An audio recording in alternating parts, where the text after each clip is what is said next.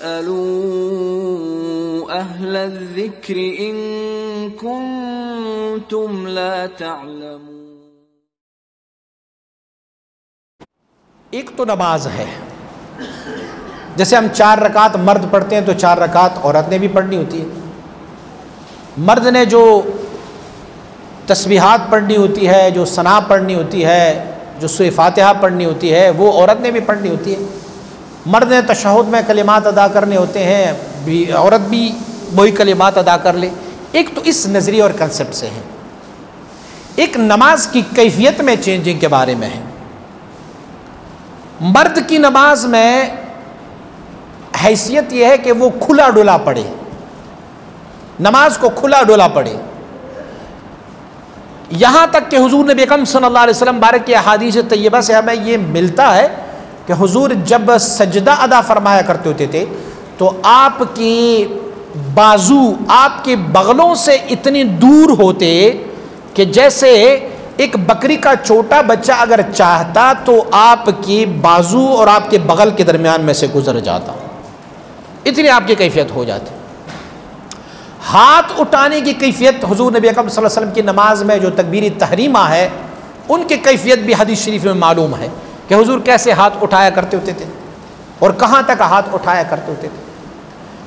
तो मर्द की नमाज में खुला डुला नमाज पढ़ने की इजाज़त है।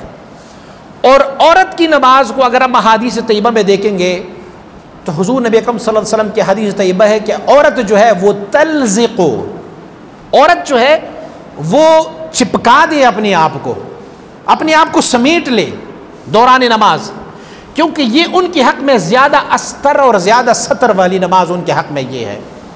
एक औरत अगर इस हैसियत से नमाज पढ़ती हो कि वो अपने हाथों को इतना खुला रखें कि जैसे मैंने हुजूर की नमाज की कैफियत बयान की कि अगर वो अपने हाथों को इतना खुला डुला छोड़ दे तो उनके जो आज़ा है जिसके बारे में हमें पर्दे और सतर का हुक्म दिया गया है, महज आज़ा को कपड़े से डांपना ये सतर नहीं है। औरत की आज़ा को कपड़े से डांपना ये महज सतर नहीं है, बल्कि सतर ये है कि कपड़ा ऐसे हो कि उनकी जिस्म की उबार उतार चढ़ाव भी उसमें ना दिखाई दे। हुजूर नबी अकरम सल्लल्लाहु अलैहि वसल्लम ने फरमाया, मैंने शब मेराज जब गया तो जहन्नम को देखा और जहन्नम में मैंने ऐसी औरतें देखी जिनकी सज़ा सबसे ज़्यादा सख्त थी। हुजूर ने फरमाया हारियातुन कासियातुन माइलातुन ममीलातुन। हुजूर फरमाते मैंने ऐसी औरतें देखी कि इनका सज़ा बहुत सख्त था।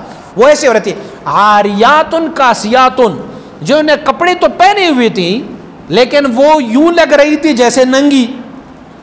तो मुहद्दिसीन इसकी तशरीह फरमाते हैं कि कैसे नंगी लग रही थी। या तो उनका कपड़ा इतना बारीक था कि उसमें से उनका जिस्म नज़र आ रहा था, ये।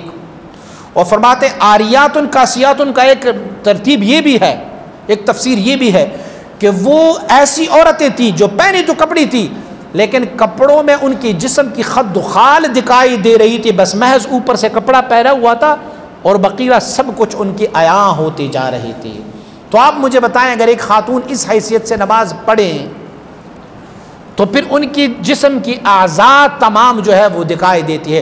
तो हदीस शरीफ में औरत की नमाज के लिए कहा गया है कि तल्ज़िक़ु तख़फ़िदु, वो अपनी पेट को अपनी रानों से लगाए रखें, अपने बाजुओं को अपनी बगलों के साथ रखें और हत्ता कि कादे का शक्ल भी बताया गया। कादे में कैसे बैठे, हुजूर ने औरत के कादे का शक्ल भी बताया है। हुजूर फरमाते हैं औरत जो है वो बाएं कोहनी पर बैठ जाए, बाएं तरफ बैठ जाए और अपनी दोनों टांगों को तशहुद में दाएं तरफ निकाले, क्योंकि इसमें तखफीज है, इसमें आसानी है। आपको मालूम है ना, रमज़ान शरीफ के महीने में हमारे फुक़हा ने यह हुक्म दिया हुआ है कि रमज़ान शरीफ के दिनों में खुल के इस्तिंजा करना भी ममनू है। खुल के इस्तिंजा ना करें, क्यों? मैं भी मुमकिन है कि चूँकि आज़ा खुले होते हैं और आप इस्तिंजा करते हैं तो इस्तिंजा के दौरान पानी की इंजिज़ाब, अब देखो मैदा यहाँ है, नीचे से वो जज़ब तो नहीं कर रहा, लेकिन एहतियात इसी में बयान किया गया है कि आप इस्तिंजा जो है वो ज़्यादा खुला डुला इस्तिंजा ना करें, क्योंकि मुमकिन है कि पानी जज़ब हो कि आपके मैदे में चला जाए। तो जब वहाँ से मना किया है तो हुजूर ने नमाज की कैफियत भी औरत की अलग से बयान की हुई है। सैयदा आयशा रदी अल्लाह तआला और सैयदा उम्म सलमा रदी अल्लाह तआला आप मुबारका इन अहादीस की रावी है जो औरत की नमाज़ों की है। बहरहाल औरत के लिए नमाज जो है वो अस्तर है, ज़्यादा सतर वाला, ज़्यादा पर्दे वाला, ज़्यादा कुल की नमाज न पढ़ने वाला, ये फ़र्क है मर्द और औरत की नमाज के दौरान।